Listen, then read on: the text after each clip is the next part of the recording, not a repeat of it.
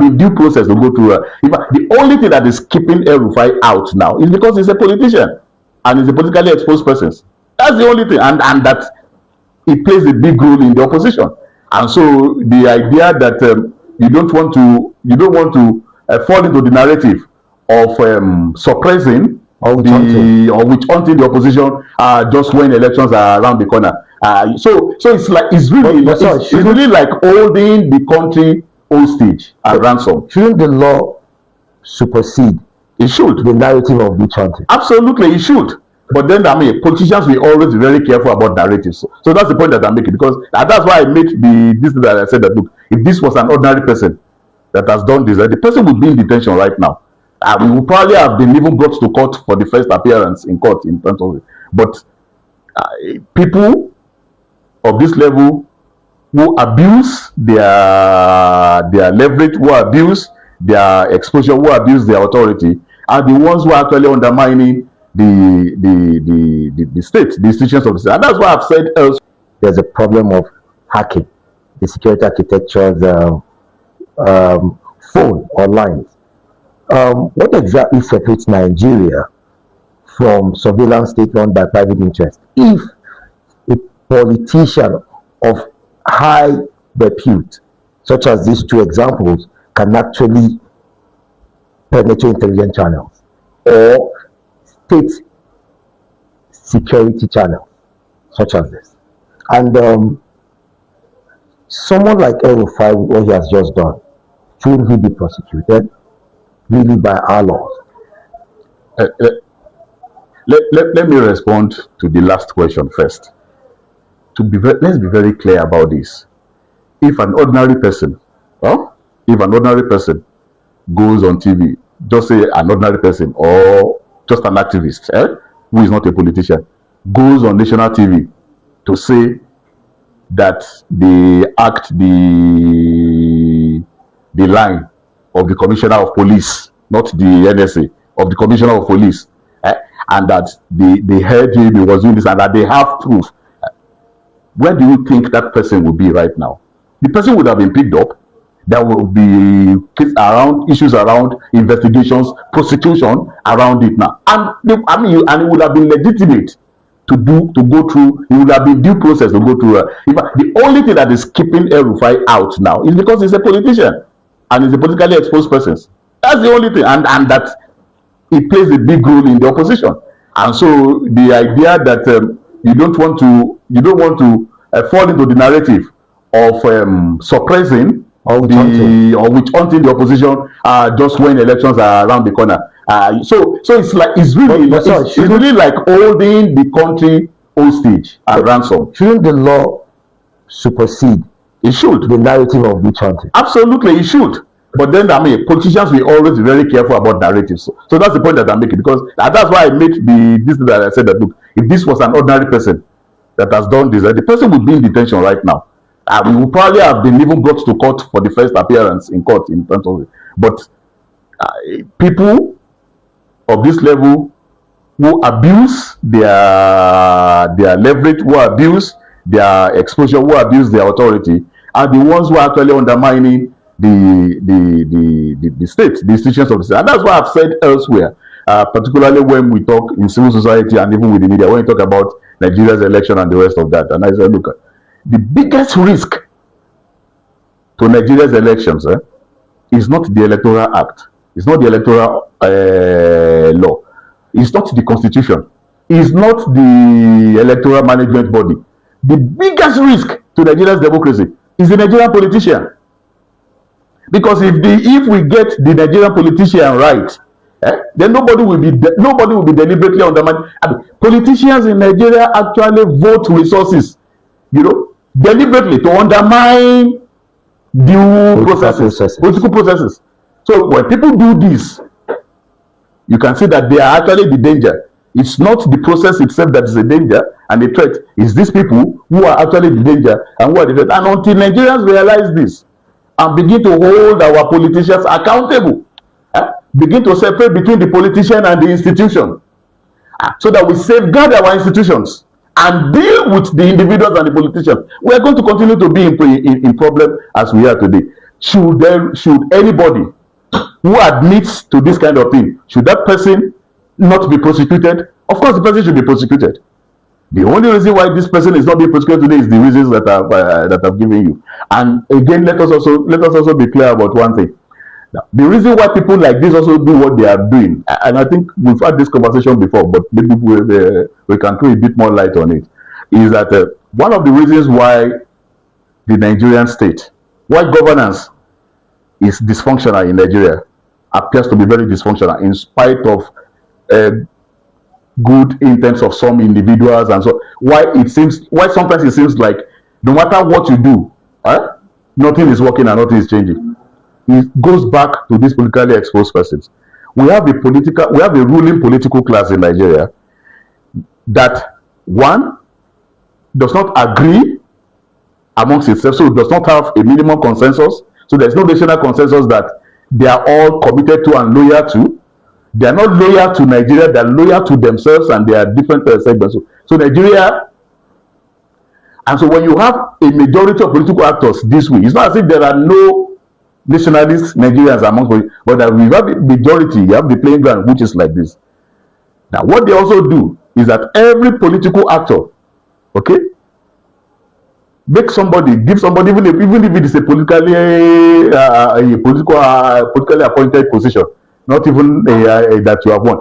Every politically exposed person who is a political office holder, you know what they try to do?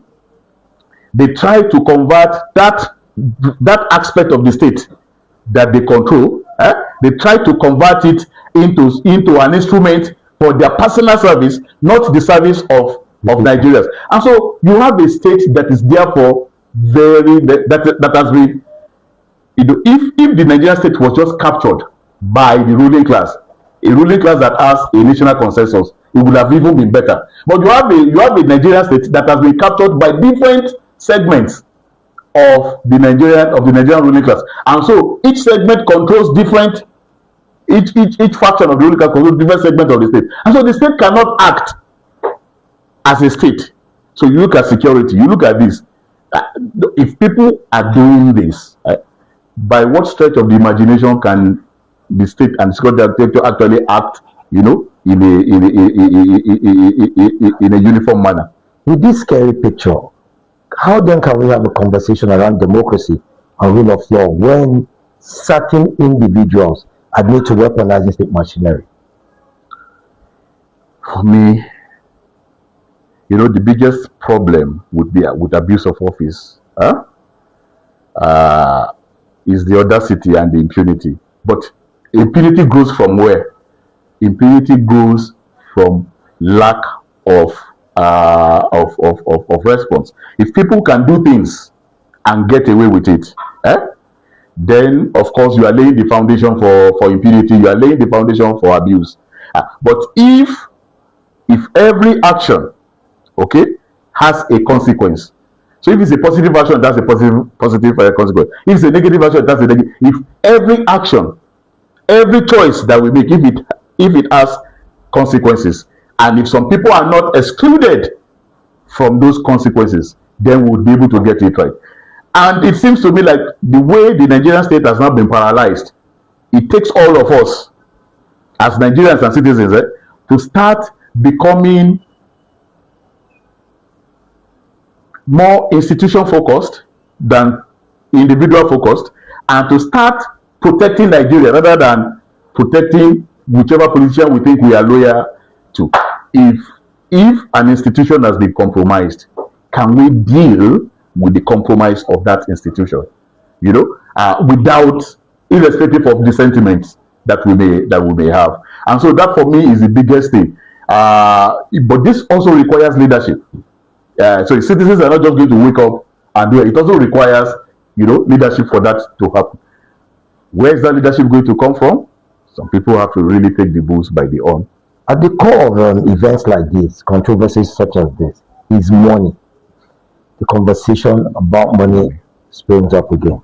Does this episode, just like the server conversation, the last election, last two elections, does this episode reinforce the belief that wealth in Nigeria doesn't just buy comfort, that it buys institutions? It's